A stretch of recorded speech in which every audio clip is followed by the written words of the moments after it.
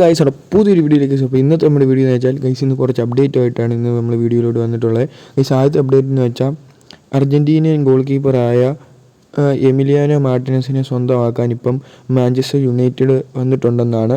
Guys Manchester United ഒരു നല്ല goal keeper ഇല്ലായിരുന്നു അവർക്ക് ഒനാനയായിരുന്നു അവരുടെ ഗോൾ കീപ്പർ. ഇപ്പം വെസ്റ്റ് ഹാമിൽ കളിക്കുന്ന എമിലിയാനോ മാർട്ടിനസിനെ സ്വന്തമാക്കാൻ വേണ്ടി അവർ മുമ്പോട്ട് വന്നിട്ടുണ്ട്. ഒരു കരാറൊക്കെ കൊടുത്തിട്ടുണ്ട്, ഒരു ഓഫർ കൊടുത്തിട്ടുണ്ട് എമിലിയാനോ മാർട്ടിനസിന്.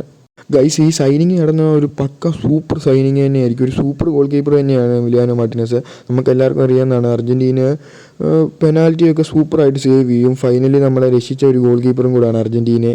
അപ്പോൾ ഇതിനെക്കുറിച്ചുള്ള നിങ്ങളുടെ അഭിപ്രായം താഴെ കമൻറ്റ് ചെയ്യണേ. ഗൈസ് നമ്മൾ അടുത്ത് പറയാൻ പോകുന്ന ഐസൽ അപ്ഡേറ്റ് ആണ്. കോണഷീസിനെ സ്വന്തമാക്കാൻ ഇപ്പോൾ ഈസ്റ്റ് ബംഗാൾ മുമ്പോട്ട് വന്നിട്ടുണ്ടെന്നാണ് ഇപ്പം വരുന്നൊരു അപ്ഡേറ്റ്. കോണഷീക്ക് ഒരു അറ്റാക്കിംഗ് മിഡ്ഫീൽഡറാണ്, ഒരു സൂപ്പർ പ്ലെയർ തന്നെയാണ്. ഈ സീസണിൽ 8-9 അസിസ്റ്റൊക്കെ ഉള്ള ഒരു പ്ലെയറും കൂടാണ്. നന്നായിട്ട് പ്ലേ മേക്കിംഗ് ചെയ്യുന്ന പ്ലെയറാണ്. ഇപ്പം ഈസ്റ്റ് ബംഗാൾ എഫ്.സി കോണഷീസിനെ സ്വന്തമാക്കാൻ മുമ്പോട്ട് വന്നിട്ടുണ്ട്. ഗൈസ് കേരള ബ്ലാസ്റ്റേഴ്സ് നോക്കിയായിരുന്നു, പിന്നെ ലൂണ പോവുകയാണെങ്കിൽ മാത്രമേ കോണഷീസിനെ സ്വന്തമാക്കത്തുള്ളെന്നൊക്കെ കുറേ റൂമർ വന്നിട്ടുണ്ടായിരുന്നു.